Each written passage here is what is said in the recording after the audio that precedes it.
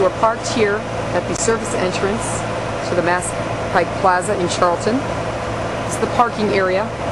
It is 2:30 on a Monday, and the parking area is quite full. And these are not Registry of Motor Vehicle cars. We're going to approach the walkway as it is today, July 20th. Straight ahead. So from here, you can't even see the building where they are proposing for the new Registry of Motor Vehicles.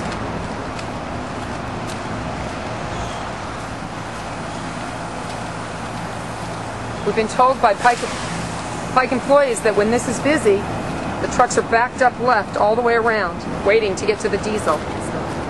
As you can see, here's where the walkway ends.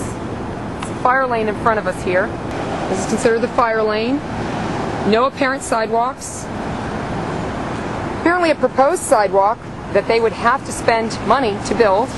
Here comes the tractor-trailer truck, so if I were attempting to cross right here, I'd have to be very careful. Definitely. So I think we're going to stay to the left side instead of crossing. We're going to stay here where we see some orange markings. Perhaps they're going to put in a sidewalk, but as you can see currently, there is no ADA compliance to get the elderly or the handicapped or anybody else for that matter from this parking area to the proposed site of the Registry of Motor Vehicles. This move is supposed to take effect August 10th, I believe, somewhere in there. They want to save money by moving into a building that they own. But currently, as you can see, there is no sidewalk. There's no safe entry point to get to where they're proposing people park and go to. There's McDonald's in front of us, with the plaza in front of us. Again, we're just following the roadway to give you an example of how far this walk is for those who might have trouble. Not to mention how dangerous this area is at a high traffic time. Again, currently it's only 2:30 in the afternoon, so it's not morning and it's not rush hour. This is one of the busiest plazas on the Pike. You can see in the distance the brown building, the tourist information building that they're proposing for the Registry of Motor Vehicles. You can also see the number of cars in this parking lot. Actually, quite a bit of cars for this time of day. We're going to actually just cross over this road because I really have no idea what their intention is for sidewalk to get you to this building. But we're going to take the shorter distance. There's the drive-through. We're just crossing the drive-through now because we don't feel like walking the entire distance to get to this building. So now we're in the parking lot, and there's the building in front of us. There is handicap parking over here and a dog walking area. So if you're coming from the Mass Pike, if you're approaching and you're getting on in Southbridge, the exit 9, and you're going eastbound, it's only a couple of miles to drive down and park. However, if at some point you want to return back west, you need to travel 10 miles to Auburn, to the next exit, in order to either turn around and pay the toll and come back, or to take Route 20 perhaps back. At least there would be no toll if you did this. So here it is. Now we've been walking a few minutes here. We're going to show you the plaza from this angle. Look around. So you can see we parked well beyond the tree line behind that plaza building. We didn't actually follow the roadway to get here. We crossed through the parking lot. More tractor-trailer trucks. Here's the roadway where the tractor-trailer trucks approach from behind the plaza, directly in front of that walkway that we accessed from the parking lot. So now we're going to approach this building and see how accessible it is. I would assume with the ADA laws in Massachusetts that it should be handicap accessible if you park over here. Certainly wheelchair accessible from here. Let's go around the building. And there is a wheelchair access for a while. There's a sign on the door. So we can understand the allure of a free building or what they claim would be a free building, rather than paying lease.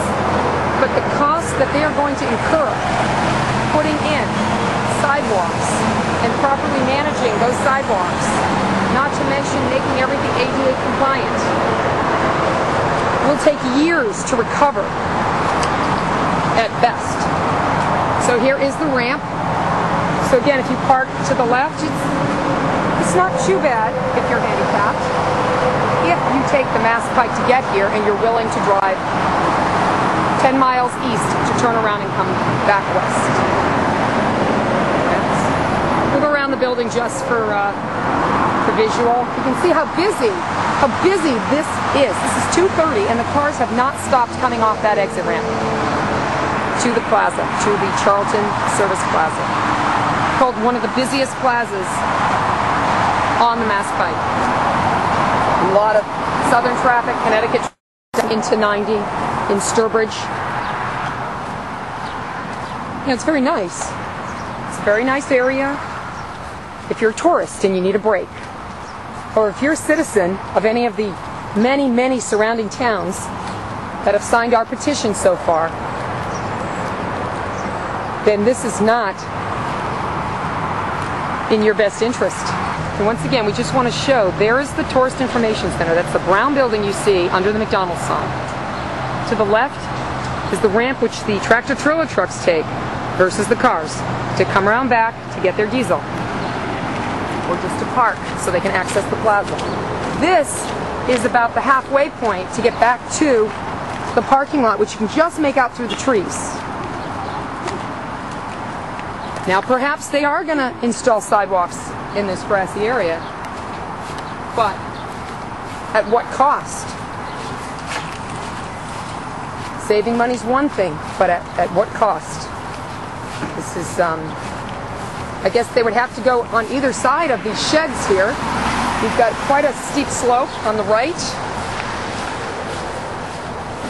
which has no real accessibility. People do everything online these days, but apparently she hasn't taken a survey out here in our area. So now we're back approaching past the flammable AmeriGas tank. Got to put that somewhere. And again, this move is slated for August. People of our town were notified less than 2 weeks ago, basically. Actually, we weren't notified. We found out about it when we made a phone call to Boston on Monday. Mr. McDonald made a phone call. We were told there was no opposition. Well, it's hard to oppose something that you're not informed about. So here's the gate. One of the other things people are saying is perhaps the gate could be opened and they would allow cars to come through. Perhaps there'd be some sort of validation process that you could get a ticket. Of course, you would still have to cross the truck lane in order to get over to the plaza. But also, would that then entail hiring another person to service that gate and make sure that, as it says, it's not an exit from the turnpike and violators will be prosecuted? Those are some questions maybe we should ask. Somebody should ask who's going to pay for that as well. Okay, this is the entrance, and this is Route 20 in front of us, as you can see. It's 20 west, 20 east. There's some visibility issues, obviously. Some traffic. Not too bad at this time of day. 20 being notoriously dangerous. Many deaths, many fatalities on this road.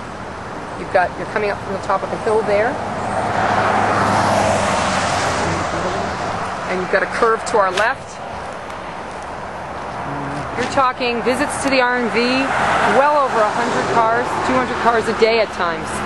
No traffic studies, to our knowledge, have been done to this area. These cars are 55 is the speed limit.